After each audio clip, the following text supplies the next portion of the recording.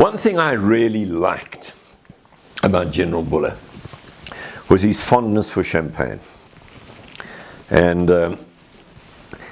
this is probably very much a typical pose that he would have adopted on many occasions during the time he spent in South Africa during the War of 1899-1902. I'm also extremely fond of champagne, but I have to confess to being something of an amateur. Buller would enjoy a glass or two for breakfast, which is still a little more than I could take.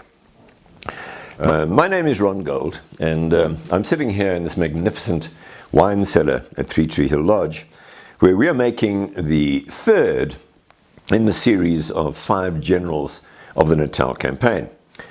Previous to, we've looked at General Sir George White and Commandant General Piet Joubert, who were the commanding officers of the 2 opposing sides at the outbreak of war. But they would fairly soon be replaced. And we're going to look today at the man who replaces General White, and that is the full General, Sir Redvers Buller, VC. General Buller arrives in Natal towards the end of November 1899, by which time General White and his force had been besieged in Ladysmith. And General Buller's primary task is now to relieve the siege. Much has been written about General Buller, particularly during the time he spent here in Natal, and it is nearly all negative. We thought that in this presentation of General Buller, we would rather look at some positive sides. Yes, he did make mistakes. He made a series of bad tactical blunders during the battles along the Tugela line. He got involved in a slanging match with General Warren, and that would drag on and without a doubt become the worst scandal of the war, and would drag on after the war. He made enemies a little bit too easily. But you know, we're all human, and we're all different. We all have our bad things and our good things. So we're probably going to take 2 videos to cover Buller, and we'll present maybe the human side of him. Buller was born in December 1839 at the family home in Downs. Downs was near the little village of Crediton, not far from Exeter, in Devon. And he was raised a country boy, and he would gain many country attributes and skills: animal husbandry, something of a blacksmith. He was good with horses, became a brilliant rider. He was an incredibly strong man, very physical man. Buller was clever, and much what is written about Buller suggests that he wasn't, that he was stupid. He was not stupid. He was clever, he was argumentative, he had a will of his own, he had a bad temper. And frankly, he didn't control that temper quite as well as he might have. On one occasion, he got angry with a horse and kicked it. Well, getting into kicking contests with horses is not necessarily that wise. The horse kicked him back, smashed his front teeth, and for the rest of his life, he would have a slight speech impediment, and you'd always see him with a droopy moustache. It embarrassed him, and it probably caused him to be a little brittle and make enemies a little more easily than he made friends. His father, James Wentworth Buller, was the Squire of Downs. His mother was a niece of the Duke of Norfolk, a member of the powerful Howard family. And Redvers, and by the way, he was named for Sir John Redvers, who was a companion of William the Conqueror, and the Bullers were descended from him. And his name was probably pronounced Reivers at that time. But let's keep it simple. We'll call him Redvers in this particular point. Buller was devoted to his mother. And when she died suddenly from a lung hemorrhage in 1855, he was devastated. She couldn't be moved from the railway station when she was suddenly struck down. And he spent several days not sleeping at her side until she died. And only 2 or 3 months later, his favorite sister also died. And those deaths left a marked impression on Buller. He was educated in a typical Victorian primary school, and that education was savage and cruel. And he never forgave that. He always believed that it was barbaric. For high schooling, he started off at Harrow and left, and let's leave the reasons for his leaving on one side, but he would finish up at Eton, and then it was decided that he would attend Sandhurst. In the end, he didn't. And the reason was that his regiment, the 60th Rifles, was due to leave for China, and he didn't want to miss out on that.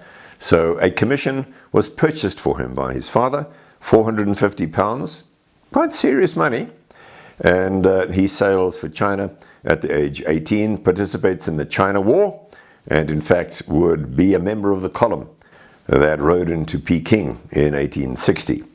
Buller believed the war was wrong, and he refused for the rest of his life to wear the China medal.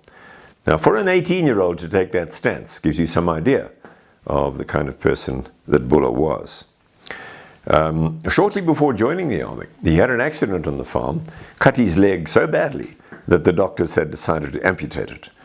And Buller propped himself up in his elbows and said, "I would rather die with 2 legs than live with 1.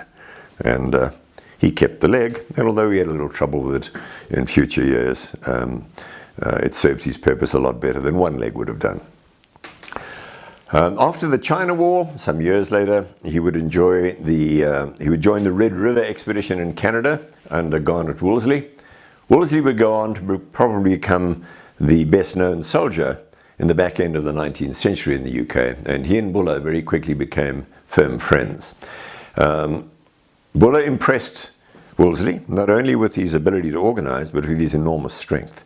Part of the expedition involved sailing up these incredibly long, spectacular rivers that you have in Canada. And at times they would have to carry the boats around a cataract to continue. The boats were designed to be picked up by 4 men, 2 at one end and 2 at the other. Buller would pick up one end all by himself. The food barrels had handles so that 2 men could carry a food barrel. Buller simply tucked one under each arm. So he's a fairly impressive man one way or another. By the time they reached the Canadian rebel Louis Riel had left, so the Red River expedition is something of a debacle. But as a result of that, Wolseley would invite Buller to join him in the Ashanti expedition. Now, this was possibly one of the first times that a British general was allowed to select his own officers. And the officers that Wolseley selected would go on under his patronage to become known as the Ashanti Ring, or the Wolseley Ring. Young officers who, under Wolseley's patronage, would rise to great things. In addition to Buller, there was General Pomeroy Colley, who would die eventually at Majuba. General Sir William Butler, who would become the pro-Boer administrator in the Cape, and others. In October 1874, Buller's brother James, who had, on the death of his father, become the Squire of Downs, he died, and Buller now became the Squire. But in that he had earmarked his career in the military, he doesn't take up his post back in Crediton. In February of 1878, Buller, with some other young officers, was recruited by Lieutenant General Sir Frederick Thesiger to come out to South Africa to deal with the amaXhosa in the frontier war. And Buller took over command of an informal mounted unit known as the Frontier Light Horse. The British were considering disbanding the Frontier Light Horse for discipline issues. And it was made up of a ragtag bunch. There were some contract expired British soldiers who joined in, there were some colonials, there were some Boers. And there were some French Mauritians who pitched up purely for the opportunity of loot. Well, Buller turns this rather odd mob into an extremely efficient fighting force. And during the time he spends with them, he mucks in with them. He takes them out on patrols, and when they slept in the rain next to their horses, he slept in the rain. What you need to understand is how unusual that was for British officers. They would really not even speak to private soldiers, let alone have anything to do with them. And Buller was a man for the people. And it is something that we need to hang on to when we look at the criticism that he would be subjected to.